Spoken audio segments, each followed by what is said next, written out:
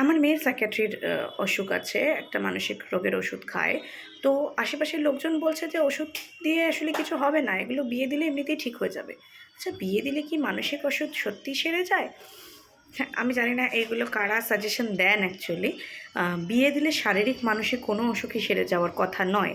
বিয়ের সাথে অসুখ বিসুখের কোনো সম্পর্ক নেই। এমনকি অনেক ক্ষেত্রে যে মানুষরা খুব বেশি নেশা করেন বা নেশার সমস্যায় ভুগছেন তাদেরকেও সাজেশন দেওয়া হয় যে বিয়ে দিলে ঠিক হয়ে যাবে।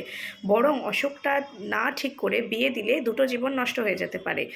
আবার না জানিয়ে বিয়ে দিলে, মানসিক অসুখ লুকিয়ে বিয়ে দিলে সেই চিকিৎসাটা বন্ধ হয়ে যায়, ফলে আবার একটা রিল্যাপস হয়, অনেক ক্ষেত্রে বিয়ে ভেঙে যায় এবং পরবর্তীকালে কিন্তু আবার সেই বিয়ে ভাঙার কারণে মানুষের মধ্যে স্ট্রেস বেড়ে যায়, ফলে অসুখটা আবার ফিরে আসে। তো ওভারঅল মানুষটার জীবনটা আরও বেশি কমপ্লিকেটেড হয়ে যায়। সুতরাং যদি বিয়ের ডিসিশন নেওয়ারই হয় তাহলে যখন মানুষটি স্টেবল আছেন তখন সব কিছু জানিয়ে বিয়ের সিদ্ধান্ত নিন, এবং বিয়ের সিদ্ধান্ত নিলেও বিয়ের পরবর্তীকালেও যেন ওষুধগুলো চলতে পারে এবং চিকিৎসাটা কন্টিনিউ হয় সেইটার দিকে খেয়াল রাখুন।